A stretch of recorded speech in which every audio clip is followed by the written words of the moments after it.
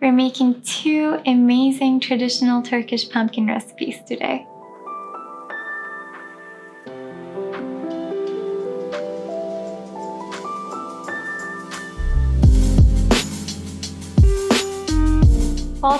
Welcome back to Aegean Delight. Today we'll make a stuffed pumpkin that works perfectly as a centerpiece on your next feast, and 3 versions of traditional Turkish pumpkin dessert. The regular way, one using limestone to make it super crispy, and a healthier one without using any sugar. Let's get started. Before we get into the recipes, I wanted to show you a few different varieties of pumpkin.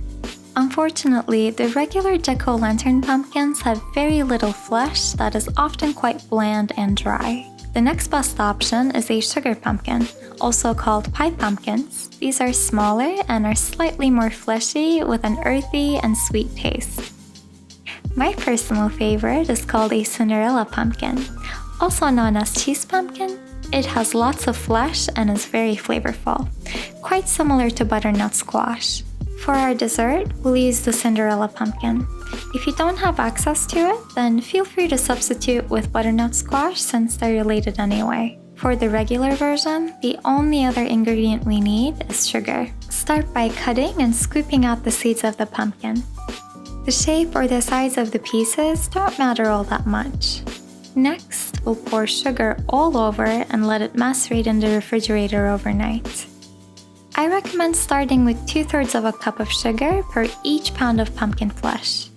If this doesn't taste as sweet as you wish, you can always just pour some more of its syrup over it, but unfortunately, there's no going back the other way around when we make it too sweet. For the sugar-free version, simply substitute the sugar with erythritol. This is the only sweetener I personally use since data suggests that it doesn't have the same adverse gastrointestinal effects as some other sweeteners, including aspartame. For either version of our dessert, when the pumpkin is macerated, you'll see lots of liquid around it that wasn't there the night before. The juices of the pumpkin have come out thanks to the sugar. Now it's time to cook it. Bring it to a boil, then lower the heat to let it simmer with the lid on. I love adding cinnamon bark and a few cloves at this point to make it taste like fall even more. It'll continue to simmer for some time. Mine took about 2.5 hours to get to a consistency that I like, which is to say, quite mushy. If you want some bite to it, then cooking it for 1.5 to 2 hours should do the trick. Cool it down and shape it however you like, then add tahini and walnuts. I also love adding this to my morning oatmeal.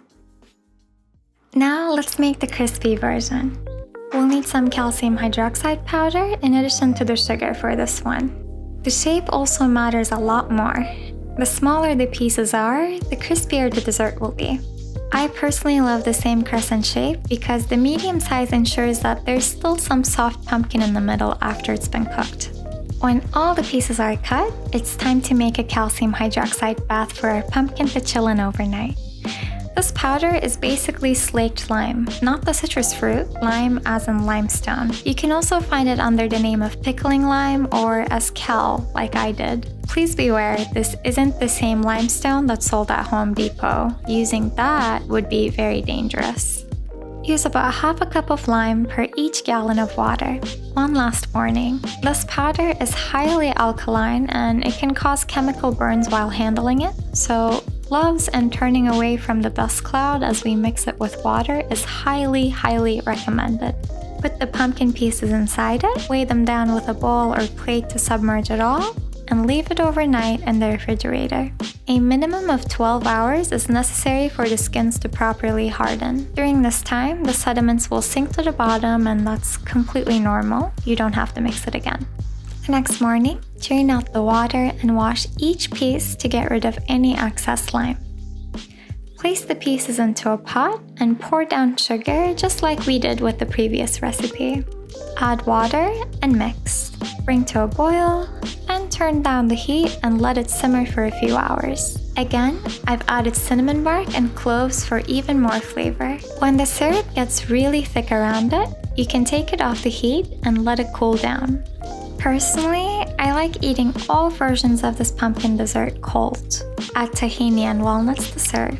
Some people also like to serve it with additional clotted cream for an even fuller taste. You can see my previous video to see how to make vegan clotted cream if you'd like to give that one a try as well. Each of these recipes will keep in the refrigerator for up to 5 to 7 days. As you can see, this one that we made with lime holds its shape very well and is super crisp on the outside and gooey on the inside. This is hands down my favorite way to eat pumpkins. Craving something savory? Let's make a simple stuffed pumpkin. For this recipe, we'll need 1 medium onion, 6 sprigs of parsley, 4 sprigs of dill, 1 cup of medium grain rice, a 1/4 teaspoon of salt, 1 1/2 teaspoon of cinnamon, 1 cup of water, 1 cup of orange juice, 2 tablespoons of molasses, 1/2 cup of roasted or blanched almonds, 2 tablespoons of olive oil, and pumpkin of choice. These measurements are for 1 large pumpkin or 3 small sugar pumpkins.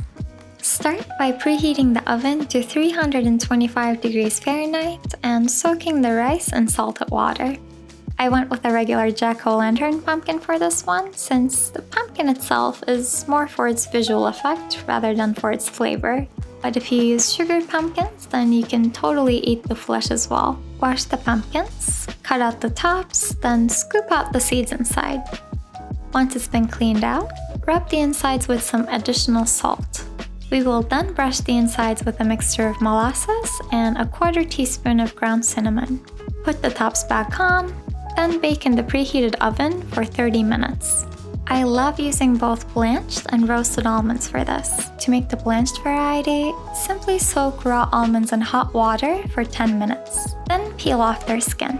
To make the filling, saute the onions in olive oil for 5 minutes, then add the almonds and saute for another 5 minutes. After sauteing them along with the onions, add the rice, the remaining cinnamon, parsley, dill, and salt, then saute for another few minutes. When the pumpkins are done with their initial bake, stuff them with the rice filling, then add the orange juice and water. Stir everything thoroughly. Seal with the pumpkin caps, then bake for 1 hour.